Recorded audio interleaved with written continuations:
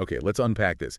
Have you ever felt like you're caught in a financial current, maybe struggling to stay afloat while other people just seem to glide effortlessly past? Today, we're diving into a really powerful analysis that suggests it's not just your individual choices. It points to a profound systemic split in our economy. Yeah, and what's truly illuminating from the sources we've looked at is how those struggles that feel so individual, like your mortgage or student loans, or even just needing a few $100 for an emergency, how they're actually deeply tangled up with much larger societal structures. Policy decisions, too. So this deep dive, it's really going to shed light on how these personal burdens, when you add them all up, become national liabilities. It offers a fresh, sometimes pretty surprising perspective on why certain financial challenges just stick around for so many people. Exactly. We're pulling back the curtain on what our sources are calling a dual economy. Basically, a system where one part seems to do really well building wealth, while the other part struggles under this increasing weight of debt. Our mission here, really, is to give you a shortcut to understanding these kind of hidden forces shaping your financial world. We want to uncover connections you might not have thought about and hopefully give you some of those genuine aha moments. So let's start right there with that core concept, the dual economy. How do our sources actually describe it? Well, they paint a picture of an economy basically split in two. On one side, you've got the low-wage sector. This is where income growth has, largely stalled out. And on the other side, there's what the material calls the FTE sector. That stands for full-time equivalent. Okay, FTE, so like professionals, Yeah. people with stable jobs. Pretty much. Think of the professional class, people with generally stable, often higher-paying jobs, and typically they've accumulated some assets. Now, what's really crucial to get is how individual debts, things like mortgages, student loans, often form a bridge between these two sectors. The borrowers, they're mostly coming from the low-wage sector, but the lenders, the big financial institutions, they're firmly planted in the FTE sector. Ah, I see. So that dynamic, that lender-borrower relationship across the two sectors, that's fundamental. Absolutely. It sets the stage for pretty much everything else we're going to talk about. It creates what we could call a dual financial system. Dual financial system. How so? Well, think about it. For folks in the FTE sector, finance is usually seen as like an empowering tool. Right. It helps you buy a house, a car, maybe it's a safety net for emergencies, it's a utility. But for the low-wage sector, the material reveals a totally different reality. Here, finance is often felt as a burden, sometimes even a form of oppression that may lead to prison. That's a direct quote. Wow, that's stark. Oppression. It is.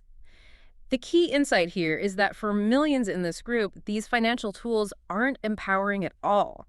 They often lead directly to more hardship. I mean, our sources point out this heartbreaking fact.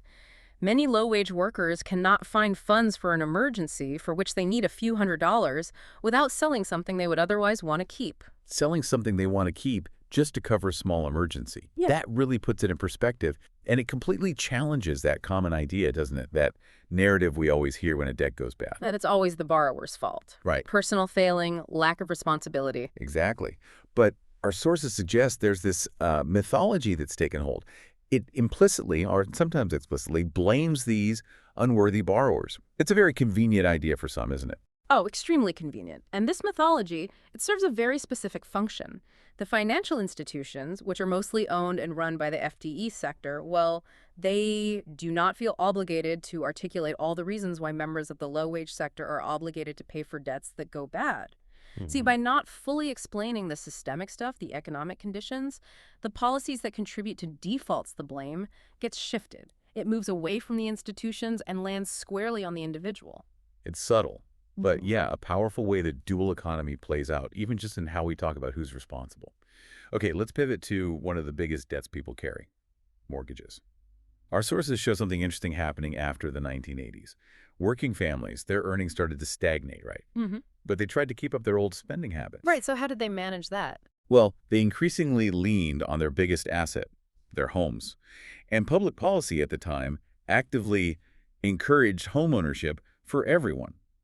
So according to the analysis, it started to seem only natural to remortgage your house as its price rose to get the cash you needed to support your previously increasing lifestyle. It felt logical. Your wages weren't keeping up, but your house value was going up, so you tapped into it. Exactly. It seemed like the only way to sustain that way of life. And what's really striking is how all those individual decisions added up. They aggregated into this huge economic force.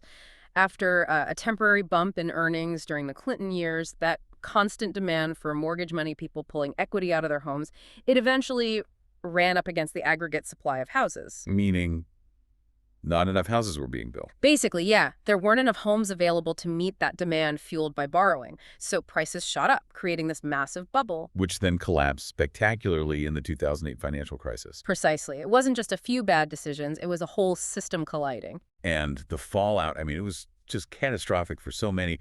Millions of families ended up with massive debts, often more than the value of their houses. Yeah. Underwater.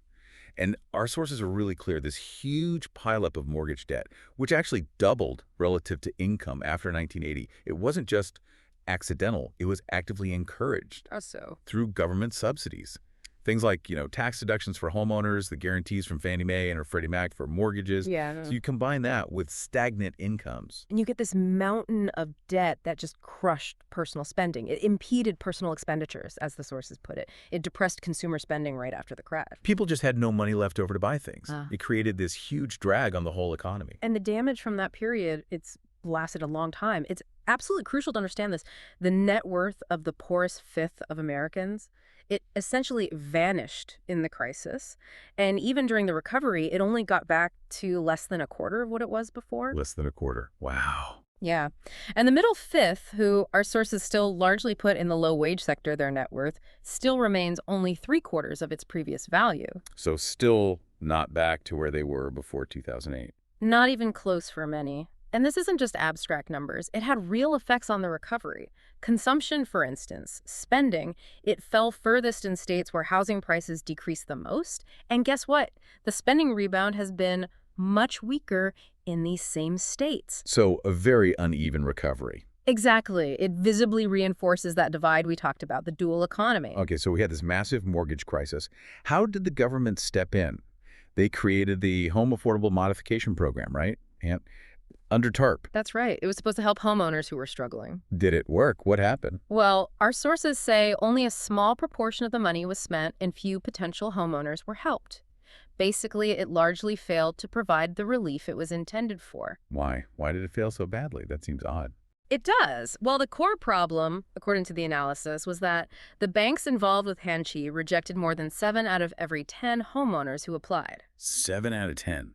Seriously? Yeah, the numbers are pretty stark. Get this. Citibank denied 87% of applications. JP Morgan Chase rejected 84%. Bank of America, 80%. Even with government money available to help. Even with the subsidies, the banks just refused to write them down, meaning they wouldn't reduce the actual loan principal for homeowners. In fact, Treasury Secretary Timothy Geithner later admitted HAMP was designed primarily to help foam the runway. Foam the runway. What does that mean? It implies it was more about stabilizing the banks, cushioning their fall, essentially protecting the FTE sector, than it was about genuinely helping the debtors underwater in the low-wage sector. It's quite an admission. Those rejection numbers, 80, 87%. Ah. It really makes you wonder what might have happened if the priority had been different. It certainly does. And this pattern we're seeing with mortgages, rising debt, incomes not keeping pace, systemic issues rather than just individual failings, it seems like it's mirrored somewhere else big time. Right. Education debt. Tragically, yes. Our sources point out that public funding for public colleges and universities, it's been steadily going down since the 1980s. Why is that? Well, politically, when states face budget problems, cutting higher ed funding is often seen as easier than maybe laying off police officers or other essential workers. So these institutions, which the sources call private public universities. Private public, like public schools acting more like private ones. Exactly. Because the state funding keeps shrinking, they become increasingly reliant on tuition fees from students and families. So they've been forced to charge more and more just to keep the doors open. And the result is? Massive growth in student debt. It's undeniable. And if you connect the dots here, it becomes really clear that mortgage and educational debt are parts of a single problem. How so? A single problem. Well, think about it. Both were, in different ways, promoted by public policies. On one hand, you had policies encouraging mortgage borrowing. On the other, you had policies effectively withdrawing public support for college, forcing people to borrow more. The end result, consumers, especially in that low-wage sector, are left burdened with debts that inhibit their spending. Right. Same effect as the mortgage debt, less money to spend, dragging down the economy. Precisely. And our sources propose a really powerful idea here, that government policy aimed at actually reducing this debt and increasing household net worth. That might be more effective than traditional fiscal policy in restoring prosperity. More effective than, say, tax cuts or government spending programs. That's the argument presented. Tackling the debt burden directly could be a more potent way to boost the economy. Okay, so we've really dug into how this dual economy affects individuals' financial lives. But let's zoom out. How do our sources connect all this personal debt to the health of the entire nation's economy? Yeah, that's a critical connection. A key insight from the material is simply that people with massive debts and debt payments do not consume very much. It's pretty straightforward, right? Makes sense if your money's going to debt payments. Exactly. Yeah. It takes the cash they would have used for consumption and the sheer weight of that debt. It even discourages efforts at family formation, people putting off getting married, having kids, because of the financial strain. So it's not just about buying stuff. It affects major life decisions, too. Absolutely. And this isn't just a minor issue. The scale of mortgage and education debt is so large that, according to the analysis, they may be affecting the national income. Wow. Affecting the whole GDP. Potentially, yes. It links directly into that whole debate we've been having for years about slow economic growth in the U.S. Our sources argue that this low consumption due to debt is an additional argument for the demand side of the problem. Meaning the core issue isn't a lack of supply, but simply not enough people buying things. That's the idea.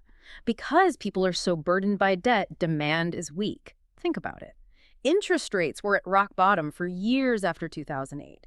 That should have been prime time for businesses to borrow and invest. Though they didn't, did they? Largely no. They ended up accumulating cash instead of making new investments because demand is low. Businesses were hesitant to expand if they didn't think enough customers would show up to buy their products or services. Which brings us back to that classic economic idea, right? High aggregate demand usually means companies need more workers, wages should rise. President Kennedy's "a rising tide lifts all boats." Right. But the argument here is that in a dual economy, that rising tide idea might not hold true for everyone, and we need to look beyond just the headline unemployment rate.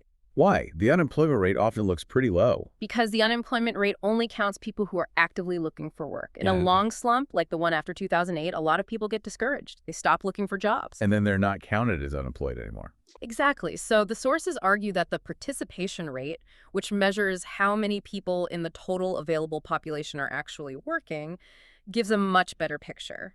And what does that participation rate show? It shows that the rate has been declining since 2008. This indicates a significant number of these discouraged workers, people who've just dropped out of the labor force. It's an invisible drag on the economy. Okay, that's a really important distinction. Now, shifting gears a bit from these individual debt burdens, Yeah. let's talk about national obligations. But you Right. mentioned we need to be clear here. We're not talking about the national debt number that gets debated all the time. That's right. A crucial clarification in the material. When our sources talk about national debt in this context, they're not focused on the stated national debt that you hear politicians arguing about. They're highlighting a different kind of obligation. They mean the commitments the federal government has made primarily to the low-wage sector through those big social programs and policies that came out of the New Deal and its expansions. Think Social Security, Medicare, Medicaid, things enacted into law, upheld by courts. Okay, so promises made through law to provide a safety net. Are those commitments financially sound right now? According to the analysis, these commitments aren't the source of current financial problems. However, the sources argue that the FTE sector, and particularly the very wealthy within it, are working to renege on the government's obligations. Wow. What's an example? Social Security is a prime example they give. Right now, there's a cap on the amount of wages subject to Social Security tax. It was $118,500 when this analysis was done, if you simply eliminated that cap. So make all wages subject to the tax. Exactly. If you did that, the financial problems projected for Social Security would essentially vanish. Poof, gone. So why not just do that? Well, because politically, that would be seen as a tax increase mostly hitting the FTE sector, so it's very difficult to get done.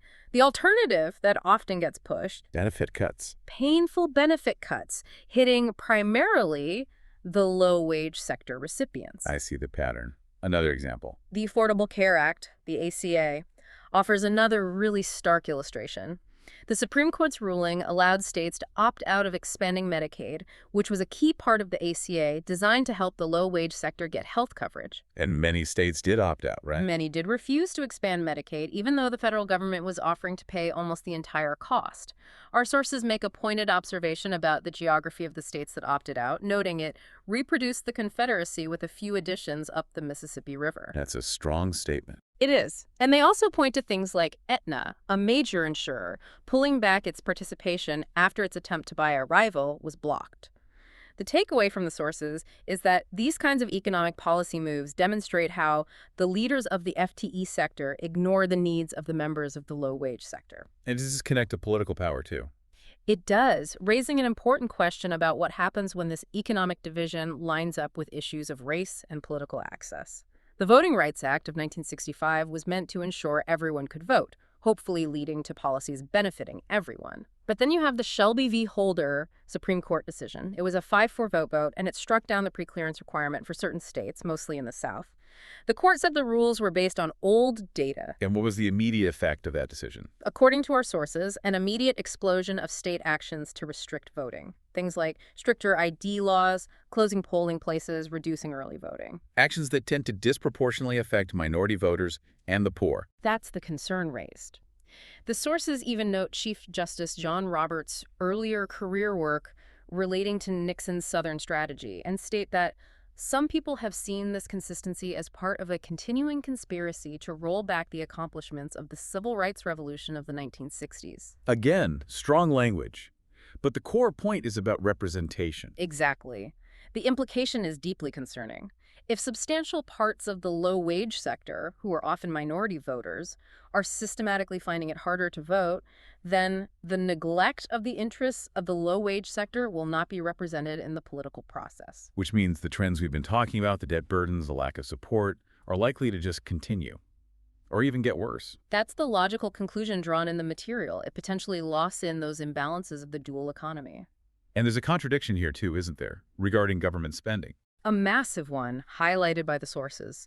You constantly hear from the FTE sector, particularly the very wealthy, that we cannot afford to spend money on education and infrastructure. We must instead reduce the national debt. They often hold up President Reagan as an ideal, yet, as the sources point out, they conveniently ignore the huge federal debt he created. But there's one area always exempt from this "we can't afford it" argument. Military spending. Military spending. Always exempt. We've spent, according to this analysis, more than $3 trillion on our Middle Eastern wars, and there is no end in sight. Massive amounts still being spent. Yet the same voices insist we can't afford better urban schools, fixing bridges, or debt relief. And there's that private-public thing again with the military, too, right? Yes, what the sources call a private-public oxymoron. The U.S. military itself is increasingly outsourcing its functions to private companies. Like Kellogg, Brown and Root. KBR, yeah. They had a $13 billion contract just for Iraq operations mentioned in the material. Imagine, just as a thought experiment, if that kind of money, $13 billion, were redirected domestically. It can have huge effects. Inner-city schools, infrastructure projects. Massively beneficial effects, potentially. It really puts the spending priorities into perspective. So why does spending flow that way? Well, the material touches on the investment theory of politics. It's the idea that powerful industries, like the arms industry, don't just lobby.